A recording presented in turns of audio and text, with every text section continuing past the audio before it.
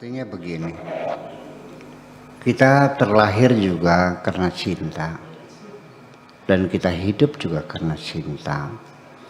Tetapi ketika cinta ini ada dalam pikiran kita yang berbeda-beda, bukan hanya cinta absolut dan cinta relatif, tetapi dalam pikiran kita sendiri akan berbeda-beda.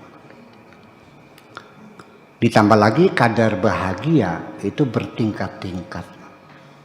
Ada yang 10%, 20%, 30%, sampai 1 miliar persen, sampai total menjadi kebahagiaan yang penuh. Ini juga berbeda-beda. Memaknai kebahagiaan juga sama. Orang memaknai kebahagiaan pada umumnya adalah ketika harta berlimpah ruah, rumahnya 50 miliar, mobilnya 30, ada Ferrari, ada Lamborghini, ya kan, ada Rolls Royce, ada apa lagi, Bugatti, ya semacam itu berderet. Nah, ketika harta itu berlimpah ruah, lalu mereka menafsir inilah kebahagiaan, itu keliru. Mari kita lihat di dunia sehari-hari, terlalu banyak orang yang hartanya berlimpah ruah. Dia tidak punya waktu untuk menikmatinya kok.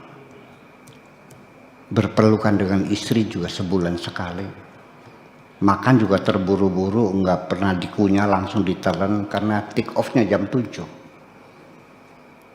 Makanya sambil di mobil, hidupnya hilang.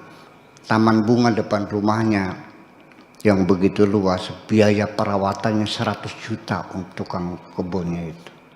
Tapi yang menikmatnya orang lain, dia pulang malam kok. Ya, mobil kita ada 10, yang diduduki berapa joknya? Jadi itu hanya imajinasi, hanya angan-angan dan hayalan saja ketika memaknai kebahagiaan dengan materi. Dulu waktu nenek moyang kita hidup primitif, yang tidak punya mobil, tidak punya TV, tidak punya kulkas, bahkan masih pakai koteka. Di antara mereka ada yang bahagia dan ada yang sengsara. Jadi akhirnya saya mengatakan bahwa kebahagiaan itu adalah di dalam diri kita. Kita mencari kebahagiaan nggak usah jauh-jauh. Kebahagiaan itu datangnya dari diri kita sendiri, bukan dari orang lain kok. Ini yang perlu kita hayati. Kemudian lagi, semua orang kalau ditanya semua pengen bahagia. Tapi di tengah perjalanan dia telah menyimpang. Yang dicari bukan kebahagiaan, tapi materi. Yang lebih gawat lagi, cara mendapatkannya menghalalkan segala macam cara. Habis.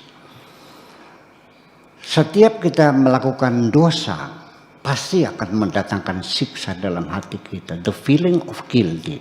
Percaya atau tidak? Semakin kau banyak dosa, tidurmu tidak akan pernah lelap. Debar jantungmu akan lebih dari kewajaran. Jantung itu berdegup 1 menit itu 7 kali 70 detakan. Ya. Kalau jam 1 menit itu 60. Kalau jantung 70.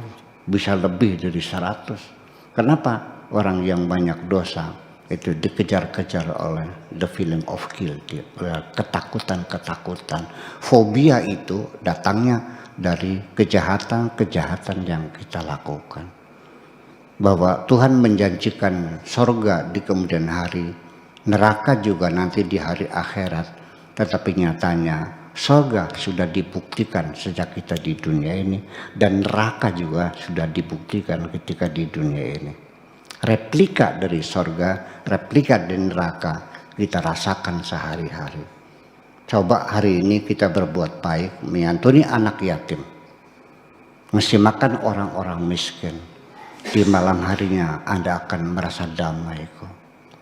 Kebahagiaan yang Anda rasakan setelah Anda berbuat baik, Anda yang merasakannya. Tidurnya lelap, badannya sehat, rezekinya lancar, temannya banyak. Tapi ketika hari ini Anda membunuh orang, malamnya saya jamin Anda tidak akan bisa tidur kok. Ya, itu artinya bahwa kebahagiaan ini bagaimana rumusnya? Definisinya bermacam-macam kebahagiaan, kadarnya juga bermacam-macam, tergantung kepada persepsi kita terhadap kebahagiaan itu.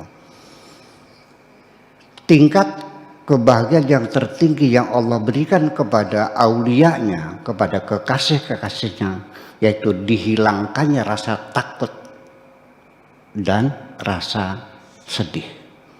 Inna awliya Allahi la khaufun alaihim walahum yahzanun. Orang-orang yang sudah menjadi kekasih Tuhan dihilangkan oleh Tuhan rasa takut dan sedih. Nanti dua ini, takut dan sedih, nanti anak cucunya dari takut, gamang, ragu-ragu, was-was, bimbang, gaduh, gundah gulana, itu turunan dari rasa takut. Rasa sedih, kecewa, cemas, dan sebagainya. Dan itu semuanya akan mengganggu kenyamanan kita hidup ini. Jadi pada akhirnya ketika hati kita indah, apapun yang kita lihat menjadi indah. Tetapi ketika hatiku sedang gundah, maka semuanya menyebalkan dan menyakitkan. Maka artinya kebahagiaan itu adalah kondisi hati. Siapa yang merawatnya? Kita sendiri.